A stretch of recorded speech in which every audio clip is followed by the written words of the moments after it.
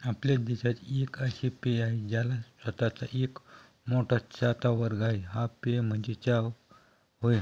इथे लोक आपल्या दिवसाची सुरुवात चहाने करतात. जवळपास प्रत्येक घरामध्ये सकाळ संध्याकाळ चहा नक्कीच होतो.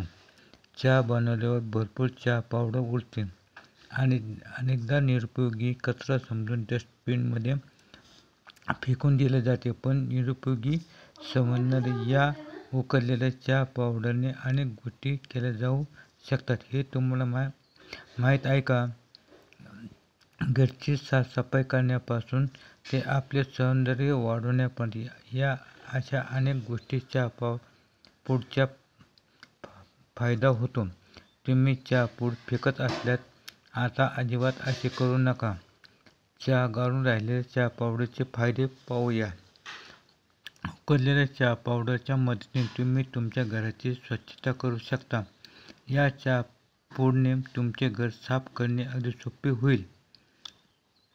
या चहा पूडच्या मदतीने घरातील आरसे अगदी नव्यासारखे चमकू लागतील. यासाठी उरलेले चहा पावडर पुन्हा पाण्यात उकळा. हे पाणी स्प्रे बाटलीत भरून ठेवा आणि दररोज त्याच्या मदतीने आरसे स्वच्छ करा.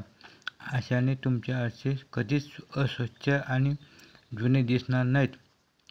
यासोबतच तुमचे गॅस बर्नर कितीही काळे झाले असले तरी तुम्ही ते काही मिनिटांमध्ये चहा पूडच्या मदतीने साफ करू शकता. चहा पूडच्या पाण्यात थोडे डिशवॉश मिसळा आणि स्क्रब करून गॅस बर्नर स्वच्छ करा. दिवसभर शूज घातल्यामुळे अनेकदा पायांना दुर्गंधी येऊ लागते. तुम्ही कितीही पाय स्वच्छ केले आणि पाय धुतले तरी ती दुर्गंधी दूर होत नाही. अशा परिस्थितीत तुम्ही उरलेल्या चहा पूडची मदत घेऊ शकता. यासाठी चहा करून उरलेली चहा पूड पाण्यात नीट उकळा. उकळी आली की गॅस बंद करा आणि पाणी कोमट होईपर्यंत थांबा. आता या पाण्यात तुमचे पाय 10 ते 15 मिनिटे भिजवा. असे रोज 2 ते 3 दिवस केल्यामुळे तुमच्या पायांचा वास कायमचा निघून जाईल. चहा करून उरलेली चहा पूड तुमच्या केसांसाठी वरदानापेक्षा कमी नाही. ही चहा पूड तुमच्या केसांना नैसर्गिक चमक देण्याचे काम करते.